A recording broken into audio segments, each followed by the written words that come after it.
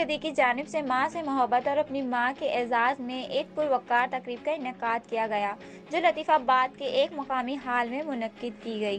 तकरीब में रशीद गद्दी ने अपनी माँ की ताजपोशी की और दराज उम्र के लिए हुसूसी दुआ भी की।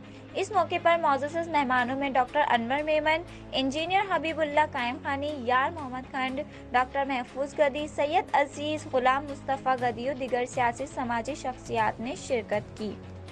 इस मौके पर शरका का कहना था कि माँ का आलमी दिन तो सब मनाते हैं, पर जिस तरह रशीद गद्दी ने जो अपनी माँ की पजीराई की है वो काबिल तहसीन है। रशीद गद्दी ने जो ट्रेंड सेट किया है, हमें भी इसी तरह अपने वालिदैन से मोहब्बत का इजहार करना चाहिए।